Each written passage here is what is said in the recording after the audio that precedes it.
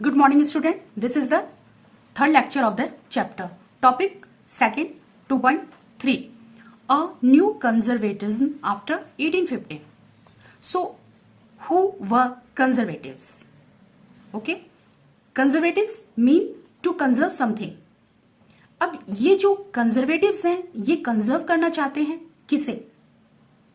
ये old system को conserve करना चाहते हैं ये कंजर्वेटिव्स, वो सिस्टम जो नेपोलियन से पहले चला हुआ था.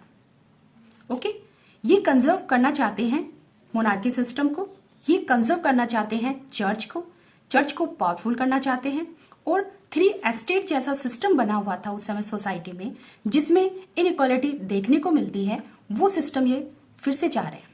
ये चाहते हैं प्रॉपर्टी और फैमिली प्रिजर्व करना. तो कंजर्वेटिव्स वो लोग हैं जो ओल्ड सिस्टम को कंजर्व करना चाहते हैं. ओके, तो जो कंजर्व करना चाहते हैं ओल्ड सिस्टम को वो कंजर्वेटिव्स कहलाए. अब कंजर्वेटिव्स को मैं नैरो माइंडेड बोलूंगी कि ये कंजर्वेटिव्स वो लोग हैं जो न्यू सिस्टम को जल्दी से अडॉप्ट नहीं करते हैं. ये पुराने सिस्टम को ही प्रिजर्व करना चाहते हैं और जो भी कुछ डेवलपमेंट रिगार्डिंग जो भी चेंजेस होते हैं उन्हें ये बहुत ही स्लो प्रोसेस से करते हैं. तो सेकंड क्वेश्चन हमारा यहाँ पे है, what was the basic philosophy of the conservatives. It means conservative क्या चाहते हैं, क्या उनकी फिलॉसफी है. तो conservatives believe that establish traditional institution of the state and society like the monarchy, the church, social setup, property and family should be preserved. And क्या सारी conservatives की सोच एक जैसी थी? No. मोस्ट कंजर्वेटिव, जितने भी कंजर्वेटिव्स थे उनमें से most of conservative as usual वो चीजें नहीं चाहते जो कि प्री रेवोल्यूशनरी डेज में थी. दे realised from the changes initiated by Napoleon that modernization could in fact strengthen traditional institution like the monarchy. It means उन लोगों का मानना ऐसा था कि जो मॉडर्नाइजेशन सिस्टम जो नेपोलियन ने एस्टैब्लिश किया था वो मोनार्की सिस्टम को पावरफुल कर सकता था. तो वो उस सिस्टम के पक्ष में थे, वो उसे अडॉप्ट करना चाहते थे, वो चाहते थे इसका भी इंप्लीमेंट हो. अब वो कौन कौन सी चीजें थी जिनमें कंजर्वेटिव बिलीव करते थे.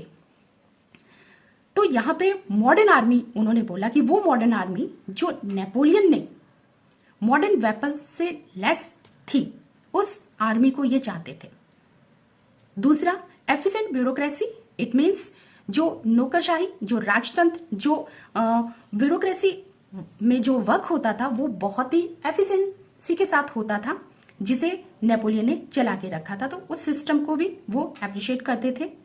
नेपोलियन के समय में डायनेमिक इकोनॉमी थी जो काफी फास्ट ग्रोथ कर रही थी और उसी के साथ नेपोलियन ने जो फ्यूडल और सर्वडम जो सिस्टम है उसे जो उसने अबॉलिश कर दिया था उस सिस्टम को भी ये मानते थे कि हमें भी उसे अबॉलिश कर देना चाहिए. ये सारी की सारी चीजें जो नेपोलियन ने अपने समय की थी उन सभी सिस्टम को अप्रिशिएट करते थे कंजर्वेटिव्स और वो चाहते थे कि ये सारी चीजें जो हैं वो मोनार्की सिस्टम को पावर देती है.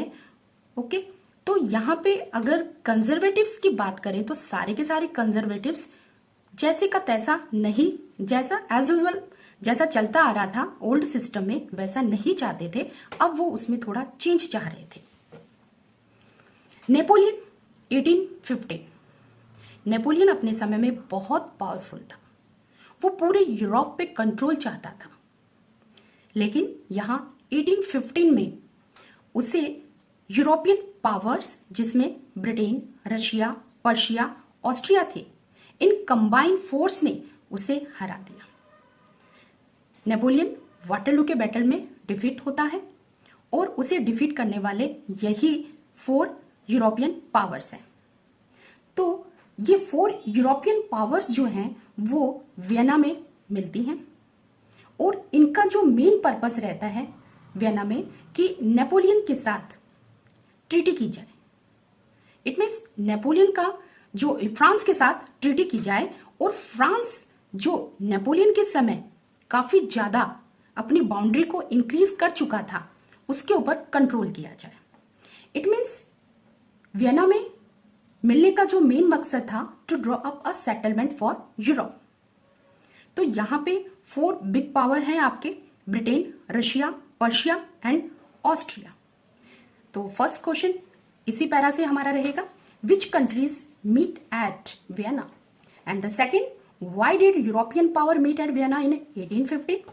तो answer, to draw up a settlement for Europe. And who hosted the treaty of Vienna, duke Metternich, मतलब ऑस्ट्रिया का राजकुमार Duke Metternich host the treaty. Treaty of Vienna 1815 बहुत ही इंपॉर्टेंट टॉपिक है 2.3 का। Treaty of Vienna से direct question पूछा जाता है जो 3 मार्क्स का रहता है।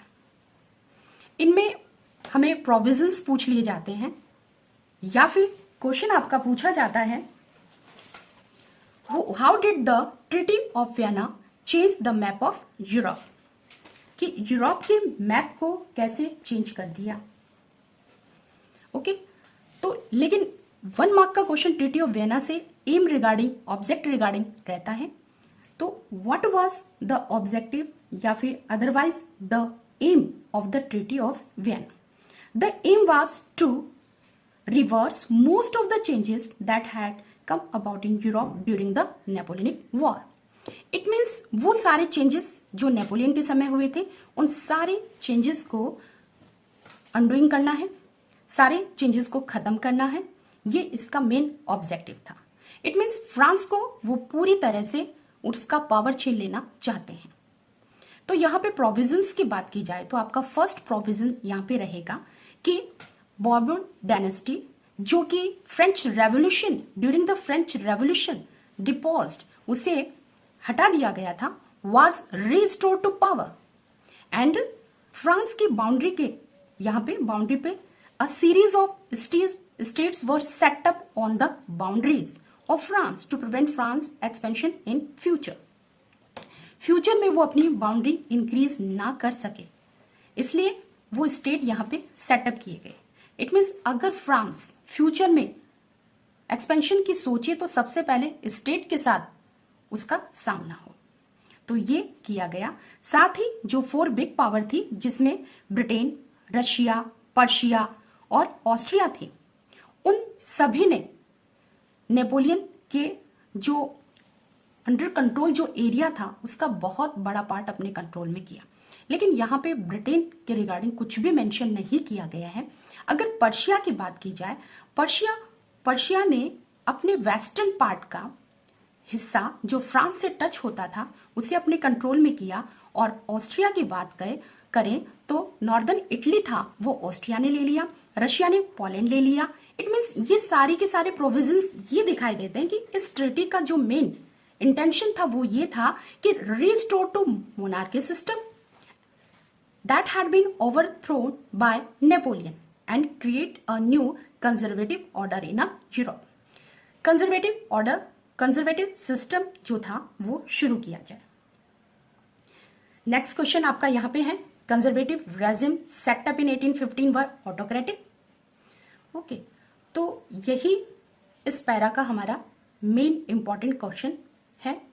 कंजर्वेटिव रेजिम्स सेटअप इन 1815 वर ऑटोक्रेटिक, एक्सप्लेन या फिर जस्टिफाई द स्टेटमेंट। ओके तो जहां 1815 के बाद में जो भी कंजर्वेटिव जो रूल में आते हैं या कंजर्वेटिव जो पावरफुल हो जाते हैं, वो बिल्कुल भी टॉलरेट नहीं करते कि कोई भी उनके अगेंस्ट या उनको क्रिटिसाइज करे। जितनी भी एक्टिविटीज होती थी उनके अगेंस्ट या उनके ऊपर किसी भी तरह का क्वेश्चन उठाती थी, उन सारी एक्टिविटीज को वो दबा देते थे, कंट्रोल कर लेते थे उन पे। और सबसे जो मोस्ट इंपॉर्टेंट लॉज उनके द्वारा था वो सेंसरशिप लॉज था। सेंसरशिप लॉज जो उन्होंने लगाया था, जो न्यूज़पेपर, बुक्स, प्लेज, सॉन्ग्स, ये सारे के सारे चीजें जो लिबर्टी और फ्रीडम के आइडियाज को रिफ्लेक्ट करने वाली होती थी, उन सब पर उन्होंने बैन लगा दिया। क्यों? क्योंकि फ्रेंच रेवोल्यूशन में idea of liberty and freedom ही वहां के मेन थे, जिन्हें लोगों तक पहुंचाया गया, और वो रेवोल्यूशन जो है बहुत सक्सेस रहा। लेकिन यहाँ पे जो फ्रेंच रेवोल्यूशन की जो यादें हैं वो कंटिन्यू, जो memory of the French revolution continue लोगों को इंस्पायर कर रही है। जो मोस्ट इंपॉर्टेंट इश्यू हम बोल सकते हैं taken up by the liberal nationalist was freedom of the press. Press की आजादी चाहते थे, वो चाहते थे कि उन्हें फ्रीली वर्क करने दिया जाए। Okay, the next topic 2.4, the topic is related about the revolutionaries. Revolutionaries continue अपने वर्क को अंजाम दे रहे थे, कंटिन्यूटी के साथ वो अपना वर्क कर रहे थे। लेकिन कैसे पॉसिबल हुआ कि कंजर्वेटिव्स यहां पावरफुल हैं, वो ऐसी सारी एक्टिविटीज को कंट्रोल कर रहे हैं, तो फिर ये रेवोल्यूशनरीज वर्क कैसे कर पा रहे हैं? हाँ, कुछ हद तक बोल सकते हैं कि वो रेवोल्यूशनरीज जो पहले फ्रीली वर्क कर रहे थे, लेकिन अब उनको डर है रिप्रेशन का कि उन्हें दबा दिया जाएगा, उन्हें यहां से हटा दिया जाएगा। तो अब जो रेवोल्यूशनरीज हैं वो अंडरग्राउंड हो गए डर के कारण। लेकिन सीक्रेट सोसाइटीज अभी भी वर्क कर रही है। इट मीन्स वो गुपचुप तरीके से उनका काम अभी भी चल रहा है। अगर इंडिया की बात बताएं तो इंडिया ने अपने फ्रीडम स्ट्रगल दौरान अपनी एक्टिविटीज को उन्होंने, या ब्रिटिश रूल के डर से उन्होंने कोई अपनी एक्टिविटीज को जो है बंद नहीं किया। तो सेम कंजर्वेटिव के डर से रेवोल्यूशनरीज की एक्टिविटीज बंद नहीं हुई, बल्कि अंडरग्राउंड हो गए वो लोग, और बहुत ही यहाँ पे गुपचुप सीक्रेट तरीके से वो अपना वर्क कर रहे थे। तो यहाँ पे जो सीक्रेट सोसाइटीज जो यूरोप में फॉर्म की गई थी, उनका मेन जो मोटिव था वो था to train revolutionaries and spread their ideas. It means वो ज्वाला, वो अग्नि, वो चिंगारी जो है वो बुझनी नहीं चाहिए। उनका मेन जो एम था वही था। साथ ही जो रेवोल्यूशनरीज थे वो जो मोनार्की सिस्टम स्टैब्लिश कर दिया गया था वियना ट्रीटी के अंदर, वो उसके अगेंस्ट थे और कंटिन्यू फाइट कर रहे थे for liberty and freedom.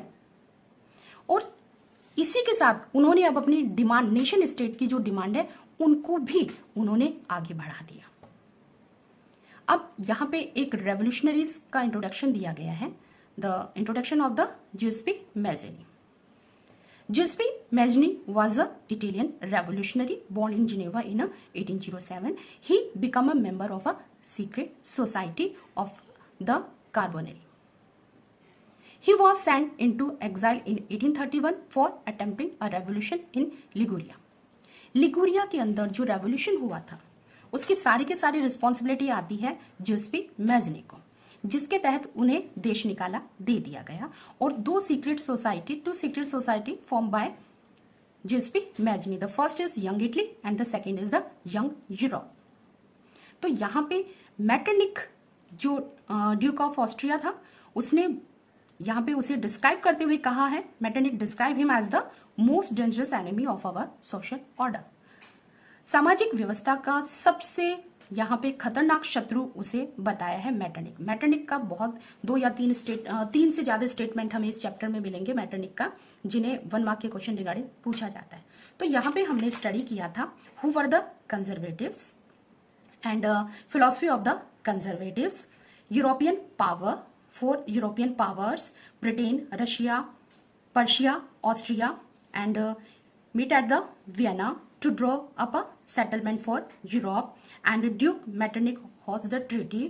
Treaty was signed in 1815. The main objective of the treaty was undoing most of the changes that come about in Europe during the Napoleonic War. Okay, these are the provision of the, we can say the provisions of the Treaty of Vienna. And conservative regime set up in 1815 were autocratic, and demand of the liberal nationalist, and Giuseppe Mazzini introduction here, and the aim of the revolutionaries of 1815 here.